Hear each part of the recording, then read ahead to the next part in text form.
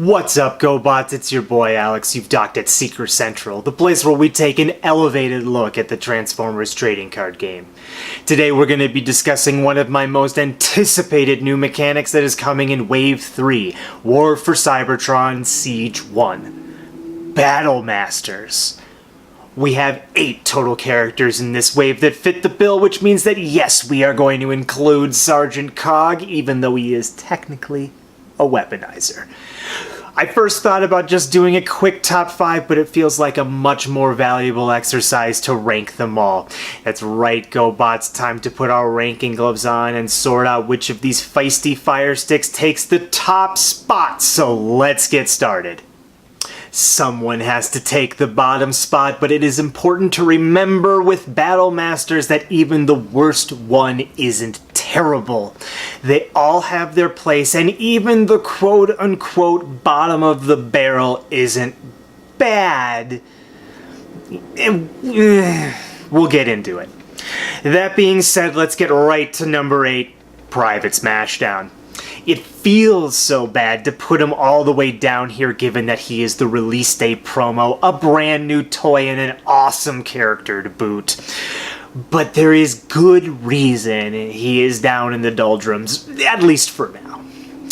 2 attack, 6 health, and 2 defense isn't horrible at 5 stars, and at least you get a base of 2 defense. He's a vanilla melee character, so there isn't a whole lot you're going to be doing with him in bot mode. You probably don't want to waste an upgrade on him, and there's not a lot of tricks you can do given that he's a melee character. Plus, at 5 stars, you can't use him as a target for Peace Through Tyranny, which is a big detriment to your ability to control when you get to use Smashdown's upgrade side. Speaking of an upgrade side, we might as well get it over with. Airquake Hammerclaw is a weapon. They all turn into weapons, and this one grants a base bonus of +2 attack. He also has the ability text of when the upgraded character attacks and you flip more colors of battle icons than your opponent, the upgraded character gets +2 attack until the end of battle. There are a number of things to unpack here, none of them good. First, with the current card pool, we have a total of 5 different colors of battle icons: orange, blue, white, green, and black. Your opponent is likely going to be running at least 3 different colors in their deck and will most likely flip at least 2 of those colors in any battle. This means you're going to have to flip at least 3 to 4 different colors to get yourself up to grenade launcher territory, which is going to be hard to do on a consistent basis without some bold. But Grenade Launcher doesn't take up 5 stars in your deck, and we also need to take into account the wording of the ability. In this instance, the bonus only lasts until the end of battle, which means if you were to put him on, let's say, Blur, for example, and you can attack twice, you aren't stacking those bonuses. As we get more colors of battle icons, in theory it does get better because it gets more consistency, but there are just too many points against it to let it be any higher on the list than it already is. But enough about the worst, let's move on up to number 7, a bot that could have been so much higher on this list. Private Fire Drive. At 7 stars, he is one of the high-tier Battle Masters, but he doesn't bring a lot to the table. All you are getting is a ranged character with 3 attack, 10 health, and 0 defense. You do get to draw a card every time you attack with Private Fire Drive, but with 0 defense, he isn't going to be sticking around for very long. Plus, if he is attacking for a while, the odds that the character that you want to equip him to gets KO'd keeps going up. When he does go down, he transforms into Duo Charge Electrostatic Photon Cannon. This gives a base attack bonus of +3, and when the upgraded character attacks, you may scrap any number of cards from your hand, and you get +1 attack for each one scrapped this way until end of turn. This gives you the ability to swing for huge amounts of damage, but because it doesn't draw you a card when it is equipped, you cannot guarantee more than one card in your hand when you get around to attack with the upgraded character. At least you can use Peace Through Tyranny on him, but that leaves you down a card in your hand. Because of its very one-time use nature, the upgrade again has to be compared to Grenade Launcher, a 0-star card. I think a theme is starting to emerge. For number 6, we have a Battle Master that is unique in a few key areas. Raider Nightstick is a 6-star specialist Battle Master. Right off the bat, we have our first trait that makes Nightstick such a little snowflake. Being a specialist means we get to play all of those card advantage upgrades like Field Communicator. His stats of 2 attack, 6 health, and 1 defense are pretty terrible, especially that 6 health, so let's get over to his other side. Black Beam Blaster, say that 3 times fast, provides a boost of +2 attack and importantly +1 defense. This is the only Battle Master that gives a defense boost, which keeps the upgraded character around for long enough to get actual benefit from the upgrade multiple times. It also has the ability text of when the upgraded character attacks and you flip at least black, your opponent chooses a card from their hand and scraps it. This is one of the few key ways to get repeatable discard in the game, but flipping double black is going to be a big challenge. I think we're probably going to settle at about 10 or less black icons in a deck, so the odds of getting double black in a deck without bold is not going to be enough to really bank your strategy on it. The sad thing is that if you could run 31 stars in your list, this with the aerial bots seems insane. Oh, to dream a big dream. But we don't have time to talk about pipe dreams when we have our number 5 waiting Raider Blowpipe.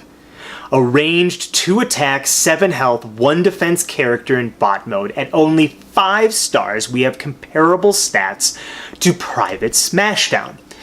But the change to ranged makes him a lot more usable in upgrade-focused lists. Also, having the keyword Focus 1 just makes him that much better. Plus, his upgrade side is so much easier to use. While Dual Impact Shatterblast Compression Cannon, jeez, these names in non-English speaking countries, I'm sorry, doesn't give a base attack bonus when the upgraded character attacks, but it does get +1 attack for each different color among battle icons you flip until end of turn. There are a few key things we need to focus on here. Pun intended. First, there is until end of turn, not until end of battle. Strictly better than just lasting until end of battle. Next, your base damage amount is very likely going to be higher than Airquake Hammerclaw. Your first orange is basically counts for +2, at which point if you flip a white, you're at a total of +3. At least equal to Airquake Hammerclaw flipping the same amount. But from there, they both want non-orange icons to boost attack. But this card gets a bonus for each color, whereas Hammerclaw doesn't. Also, the ceiling moving forward just keeps getting higher, whereas for Hammerclaw, it is capped at a +4 max bonus. I don't like to toss around the strictly better term lightly, but I think this is a pretty clear instance. And I'm sorry, Private Smashdown? Yeah, that's your name.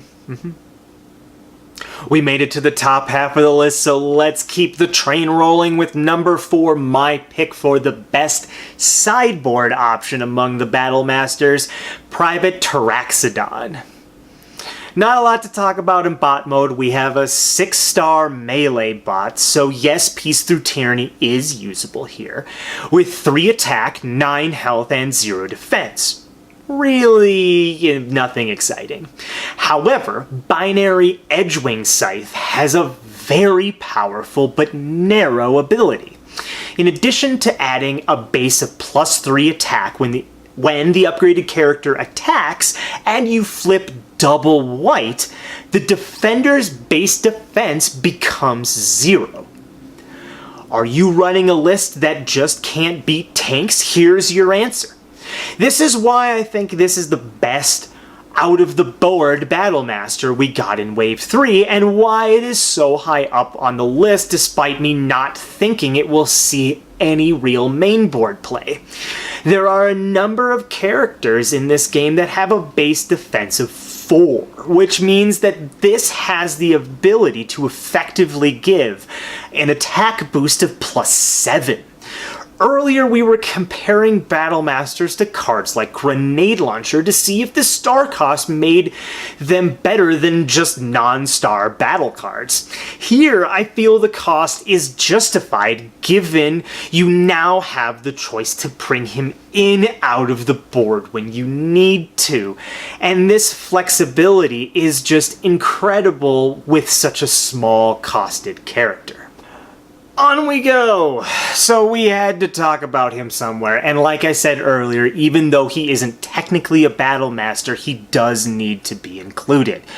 At number 3, we have Sgt Todd. At 10 stars, he is the most expensive character on this list, and because he is a weaponizer and not a Battlemaster, you can't bring him back with Quartermaster. These both sound like big downsides, so why is he so high up on this list? Well, there are a number of reasons, so let's get to the nuts and bolts. First, he has decent stats for a bot at his cost. 4 attack, 12 health, and 1 defense, he has the ability to soak up an attack or 2 before going down.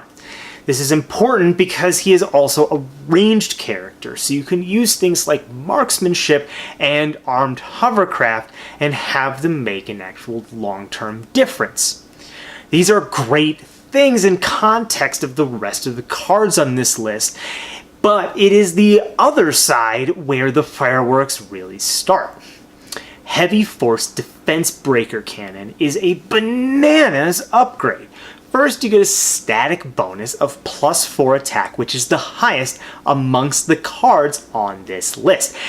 And then, when you put this on a character, draw a card for each character you currently have on the battlefield. And then, you may play an upgrade on each of your characters. In passing, I have mentioned the Wave 1 battle card, Peace Through Tyranny, as a way to control when your Battlemaster is KO'd in order to get maximum benefit. Here, though, Peace Through Tyranny is a key part of the strategy. You're going to want to run this in a list with at least 3 or 4 characters in order to get the maximum amount of advantage from Cog's transformation to upgrade. But this means you are going to be running a bunch of characters with 6 stars or less. These characters are fragile, and without Peace Through Tyranny giving you the ability to KO Cog early, they are going to die before Cog flips. That being said, when you can turn to a Peace Through Tyranny on Cog into a full board, you are drawing 3 cards and playing up to 3 additional upgrades and getting 2 uninterrupted attacks with upgraded characters. This adds up to jumping several turns ahead of your opponent and reminds me a lot of the blowouts that the Thrust Lock list could generate. And for that reason, the card is so high up on this list despite its downsides. We are down to the final 2 cards, and by process of elimination, I think you can figure out who they are. In a lot of ways, they are 2 sides of a single coin in that they both do what they advertise easily and consistently, which allows them to each slot into the strategy that suits them better than the rest of this list. An argument can be made for either of these to be in the top slot, but since the decks that number 1 wants to go in are marginally better in my opinion than the decks number 2 prefers, given the current meta, I ended up with this ordering.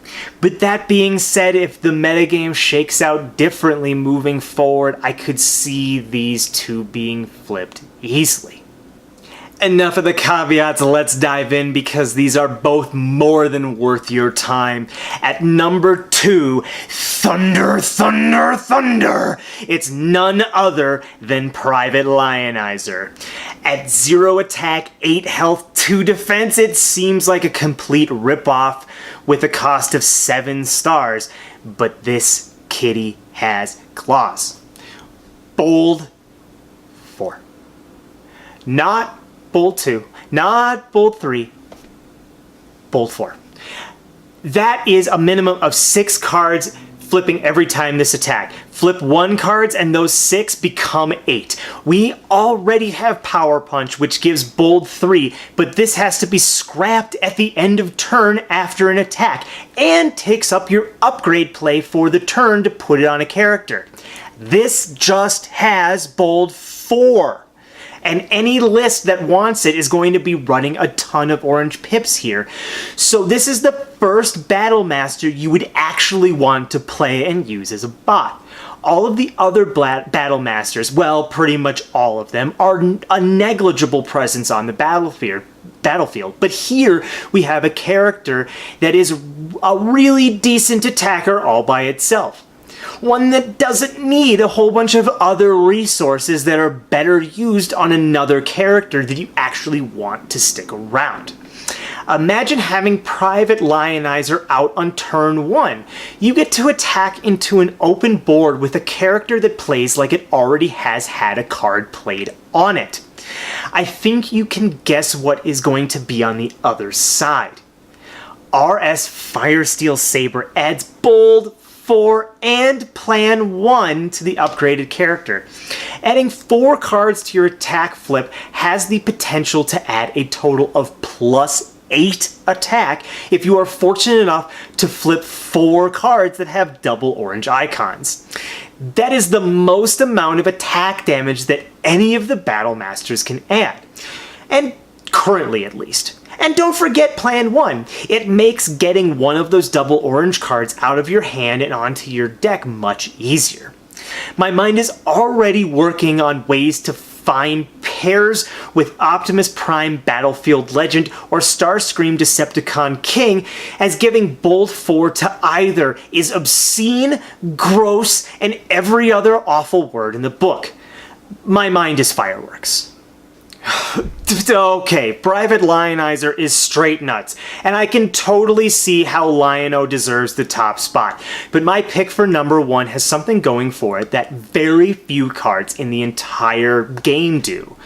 The ability to add something new to an existing archetype without taking anything away. Without further ado, at number 1, the Blue Meanie is back, Raider Aimless. At first glance, there isn't a lot to write home about. 3 attack, 8 health, and 0 defense on a 7 cost range character is for sure understated. But oh look, we have a keyword! Tough 3!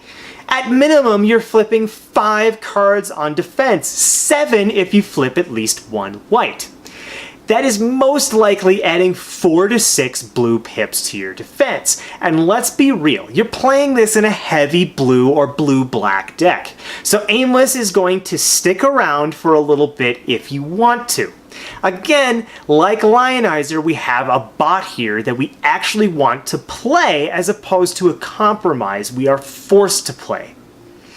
When Aimless goes down, hopefully holding an erratic energy grenade, that card is going to see so much play it's revolting. He flips into Manifold Ion Particle Blaster. A static +3 attack is in line with what we have seen with the other Battle Masters, so that's fine. But when the upgraded character attacks and you flip at least triple blue, you do 3 damage to the defender. That's just straight up bolt of lightning. Think about it like inverted from wave 2, but this then doesn't make it so when you're defending, you are just hosed. We are generating direct damage from blue pips without a downside. Let me repeat that.